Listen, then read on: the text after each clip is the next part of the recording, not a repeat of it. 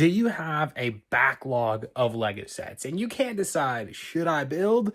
Should I keep sealed? Should I sell or should I invest? Well, in today's video, I want to take a look at 10 sets that I just can't understand what I'm going to do with and see what you guys have to say about it. So let's jump straight on into the backlog of Lego. Okay, seriously, I started this mantra of collecting basically every Lego Star Wars set on the market from a few years ago, and for the most part I think I stayed pretty accurate to that. But now I'm left with a huge backlog of probably Lego sets that I just don't know if I'll ever even build.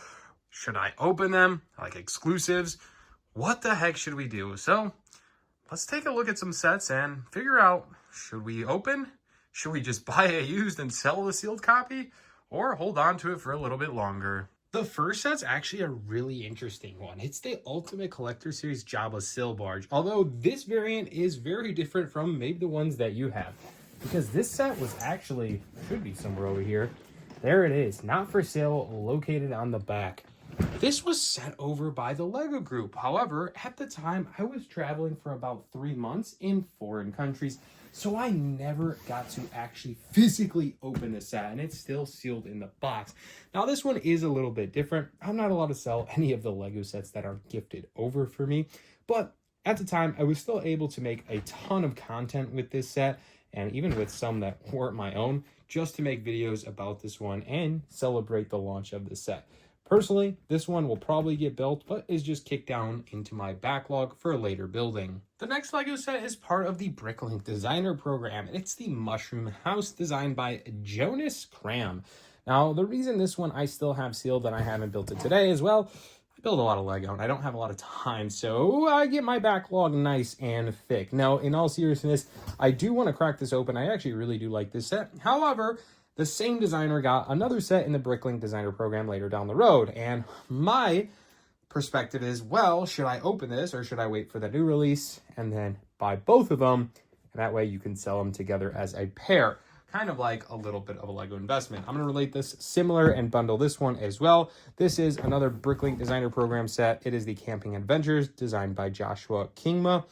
And I think his name was King Creations, if I'm not mistaken, but he's not the first Lego set that he brought to the Bricklink Designer Program. Has a couple, and they actually coexist with this one, which also goes with the Lego Idea set, the Lodge, the A-frame cabin. So more on the Lego investment side of things, I feel like it's hard to decide, should you crack these open, or should you build them, or sell them for a profit? Number 8 on our list is going to be a Lego set that was gifted over for 2023, being a part of the Lego Ambassador Network. Now, believe it or not, this is the only exclusive item I actually got from Land for a Christmas gift. In 2024, we got some botanical sets. Not exclusive, so a little bit bummed about that. But to get an exclusive like this, the Gingerbread House with Advent Calendar, I mean, this set is so cool. And this is another one I just find so difficult to crack open. What should I really do with it? It's almost like I need to buy one that's open to build it and enjoy it, and then keep this one sealed in the box. But it has a 24-day countdown and has different carriage containers here with different builds and callbacks and references to over the years of Lego. So really, really cool set. Great idea. 1,400 pieces is absolutely crazy. And again, that one was a gift from Lego, and I just don't know if I have the nerve to crack this open. So for now, it's going to say sealed in my collection and just kind of a prized piece. Anytime you have a retired Lego Star Wars set, specifically play scale ones with minifigures, it becomes very difficult to crack open. Now, I will say mine is kicked in and damaged here, but this was an absolute stellar deal that I got on it in Kohl's back in my day. 2019 Lego set, and again, I think this one is one I'll probably crack open because I love Kylo Ren's ship. I'm just kind of waiting for more Lego Star Wars content to come out around Kylo Ren, and at that point, I can open it up and kind of fuel into the excitement. So this is one, especially with such a damaged box, I just think it might be worthwhile to just crack on open and kind of just enjoy it, especially for the price point that I picked it up. Number 6 is a Lego set that also went on pretty deep discount and is one that you can actually buy 3 of these and make one huge artwork for the set. And it's actually Darth Vader, and it looks absolutely amazing. And it's officially from Lego and has the instructions from Lego. Even though it says 3 options, there's a 4th option. I thought it was kind of annoying that they didn't advertise the beautiful 3 variant of Darth Vader, but hey, it's out there. So anyways, I have 3 copies of this personally, and I've yet to do it to date. It hurts me and pains me to crack open a sealed set like this, especially if you have 3 of these and are able to sell off 3 of these new. But at some point in time, I will crack this open and build it. So if you want to see me build all 3 of these sets at one occasion and build the ultimate Darth Vader and hang it on my wall, let me know in the comments below and I'll be sure to make that, maybe live stream that video. Number 5 on our list is actually the fantasy era Lego castle from Backlog Designer Program. I think this is just easily one of the coolest castles ever made. It's the Mountain Fortress by Sleepless Night. And my gosh, it is amazing. I think the ultimate dream is to set this up against the 90-year anniversary castle and have 2 different factions dueling and battling it out with your own kind of mock terrain and whatnot. So anyways, this is a Backlog Designer Program set. Always a great sleeper investment pieces. I only have one of these and I find it hard to open, but I think at some point I'll have to crack this open and build it because this set just looks way too enjoyable to not build. Coming in number 4 is going to be, as a whole, the Walmart exclusive 3-in-1 packs. This one in particular is the oldest one I have in my inventory. It is the 3-in-1 adventure pack. I have 2 of these, and honestly, we'll probably dollar start auction one of these off in one of my streams here on a reselling platform. But in all honesty, I will be keeping one of these. Now, I will say it's sad to see that I don't have any of these 3 variants sets outside of this 3-in-1 box, which is kind of a bummer. But I don't know if I should crack this open and take all those sets and build them and enjoy them, keep this sealed as a exclusive Walmart, or just buy the sets individually. I don't know. It's a very difficult task at hand, but I will say this, with 2025 being the anniversary of Revenge of the Sith, I am really trying to take out this Obi-Wan Anakin duel on Mustafar set. So I don't know what I'll do at this point in time, but these 3-in-1s are a good topic in themselves. Should you hold on to these? Should you crack them open? I think they're a great bundle price set for all 3 sets, whatever sets that are normally in these.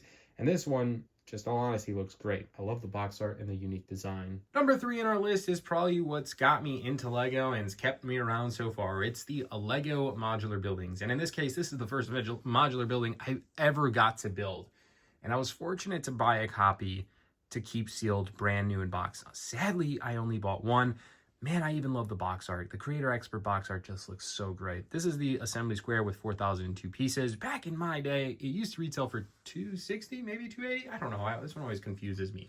But my gosh, is this a set worthwhile that price tag? In modern day, we see $300 for the Natural History Museum, and it just doesn't compute to a set like this, in my thoughts alone. Anyways, I find it very difficult to part way with the modular buildings, but I always say, the modular buildings are my #1 Lego investments. I think they're just safe. It's like buying the S&P 500 stock, but it's just so hard to sell them off. It's one of those things you buy and keep forever. Let me know what you do with your modular sealed in box. Number 2 feeds into one of the other predecessor Lego sets, especially Star Wars that we talked about earlier. Star Wars is just the easy one to hold on to because honestly, I feel like almost all the Lego sets from Star Wars line have increased in price. And that's partially due because of the fandom and the minifigs.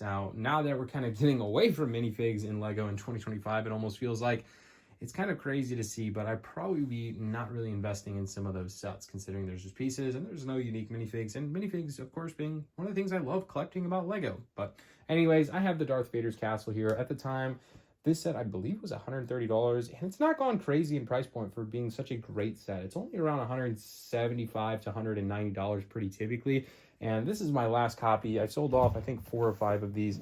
And in all truthfulness, I wish I had kept them, but hey, I've made room in my inventory. So with that being said, the last copy, I feel like it's almost, I need to crack this open and build it at some point in time. And finally, in our #1 seed is going to be Lego clearance deals and sales. Now, I will say Lego clearance is definitely my specialty on this channel. So if you don't subscribe already, I would highly recommend you click that subscribe button because I cover the Lego deals and sales all in every day throughout the years, calling them out left and right. And this one was one I picked up in stores at a Walmart in my early days of collecting Lego, and it just paid in numerous ways. I've actually, believe it or not, found this at a Walmart for $10. Yeah, $10. I think at the time the MSRP was $30 or $40. I don't even know off the top of my head. But modern day, this is around a $100 Lego Ninjago set. Specifically coming with a General Kozu, a Stone Army Scout, Golden Ninja, and Woo. Fantastic looking set. It's actually one of my favorite Lego sets that I have sealed today. In a normal instance, I sell off all my clearance finds. I auction them off, I sell them on eBay, whatever I can do, or I park them out for minifigs. This one was a little bit different. I love this set so much. It's been in the box sealed for so long from a Legacy Ninjago set. However, I am collecting every Ninjago minifigure ever made, so I feel like I'll maybe save this one as a little specialty. I know it only cost to be $10, but it means so much more to me than the $10 that I spent on this set for numerous reasons. But maybe I'll save this for the last minifig I need to open up and let that be the set as a little momentum of all the clearance that we found over the years. But anyways, let me know your thoughts on that in the comments below. Of course, that doesn't include every Lego set that I have in my backlog, because this one and even the Disney train are probably sets I'm going to save for my kid later down the road. Good Father 101. Anyways, let me know in the comments below what you do with your sealed backlog sets or investments. I'm very curious. And for now, we'll see you in the next one. I'm Christopher from Stud City. Like, subscribe. Peace out.